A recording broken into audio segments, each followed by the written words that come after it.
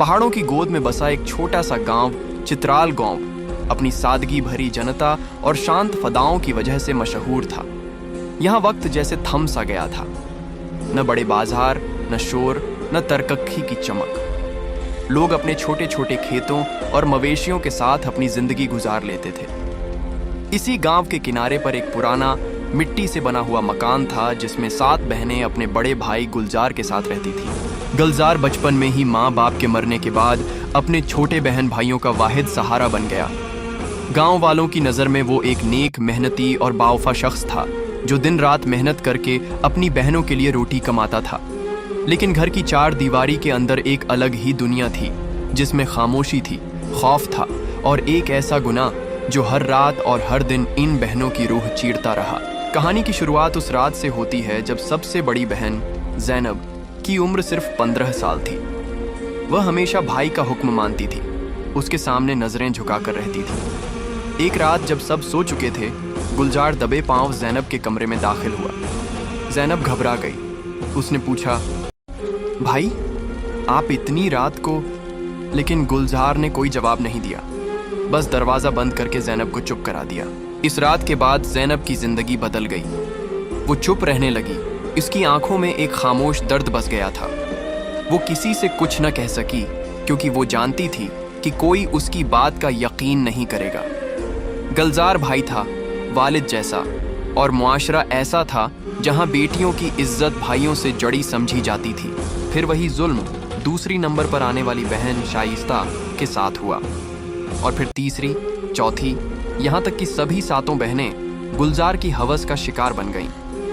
सबने अपनी चीखें दबा लीं, क्योंकि हर एक के दिल में एक ही डर था, अगर बताया तो सब कुछ खत्म हो जाएगा। वक्त गुजरता रहा, उनके चेहरों की रौनक खत्म हो चुकी थी। हंसी, खेल, सादगी, सब कुछ जैसे मर चुका था।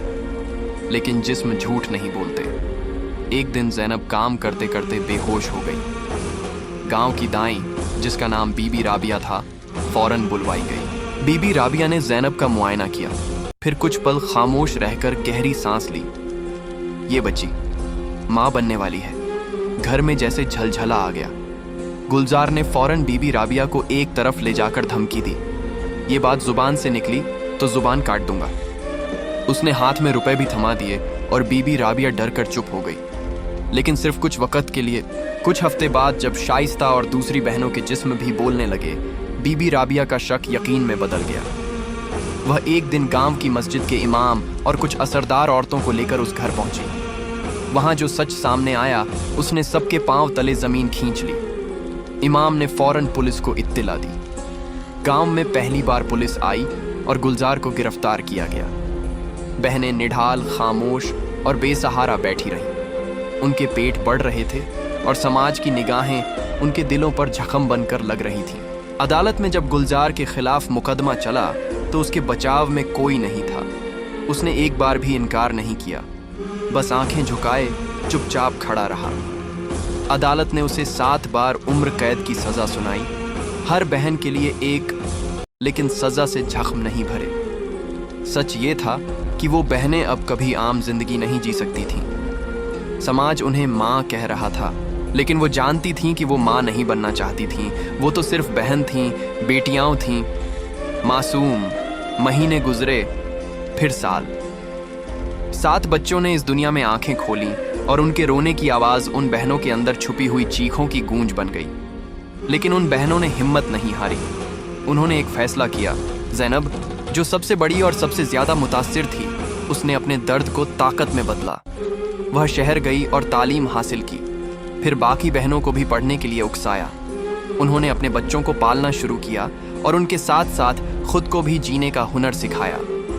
कुछ सालों बाद उन्होंने एक तंकीम बनाई, खामोश चीखें, जिसका मकसद ऐसे बच्चों, बच्चियों और औरतों की मदद करना था जो जिनसी तशद्दुद, घरेलू ज़्यादती या समाजी दबाव का शिकार थीं। यह तंकीम आज शहर शहर, गांव गांव काम कर रही है।